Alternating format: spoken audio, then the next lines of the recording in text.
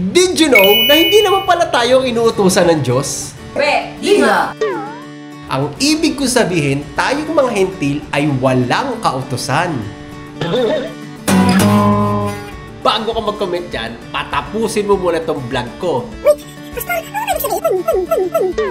Ang pinag-uusapan po natin kasi ay ang relasyon natin sa Diyos. Kaya dapat nating alamin kung anong klaseng relasyon ba ang nais ng Diyos sa ating mga hentil.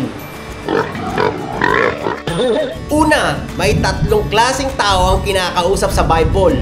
Mga Hudyo, mga hentil, at mga Kristiyano. Basa, 1 Corinthians 10:32, give no offense neither to the Jews, nor to the Gentiles, nor to the Church of God. Kaya sa pagbabasa natin sa Bible, dapat inaalam natin kung sino ang kausap, sino ang nagsalita, at anong kapanahunan. Tama nga, ano? Ngayon, iba ang relasyon ng Diyos sa mga Hudyo, iba rin ang relasyon sa ating mga hentil. Ngayon, anong klaseng relasyon meron ng Diyos sa mga Hudyo?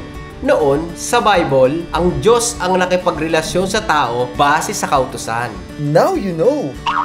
Kaya kailangan nila sumunod sa kautusan para ma-please ang Diyos. Ngayon, common sense. Kailan ito sa lumang tipan? Kanino kaya binigay ang kautusan? Ngayon, basa. John 1:17. Sapagkat ibinigay sa pamamagitan ni Moises ang kautusan, ang biyaya at ang katotohanan ay dumating sa pamamagitan ni Hesukristo. Malinaw sa verse na yan, kay Moises ibinigay ang kautusan. Si Moises ay pinuno ng sinaunang Hudyo. Sa kanila rin ang 10 utos at para matuwa ang Diyos sa kanila. Tama nga, ano? Sila ang inutusan at hindi tayo. Kaya kailangan nilang sumunod sa kautusan ng Diyos para meron silang maayos na relasyon sa Diyos. Ngayon, bakit gustong-gusto mo ng kautusan? Bakit? Hudyo ka ba? Ngayon, iba ang relasyon ng Diyos sa ating mga hentil. Ang Diyos ay may tipan sa atin na tinatawag na bagong tipan. Yan pala yun, Pastor! Ngayon, ikaw ay hentil. Pag sinabing hentil, hindi ka Hudyo. At sinabi ng Biblia na tayong mga hentil ay exempted sa kautusan. Di nga! Kaya hindi tayo ang inuutusan. Ngayon, hayaan mo ang Biblia ang sumagot sa iyo.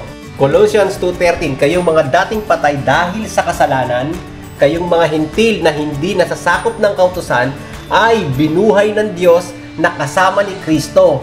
Pinatawad niya ang ating mga kasalanan at pinawalang bisa ang lahat ng naisulat na alituntunin laban sa atin, pati ang mga pananagutang kaugnay nito. Pinawi niya ang lahat ng ito nang ipako siya sa krus. Ang liwanag sa verse na yan na tayong mga hentil ay hindi inuutusan ng Diyos para gumawa ng mabuti para matuwa ang Diyos sa atin. Tama nga, ano?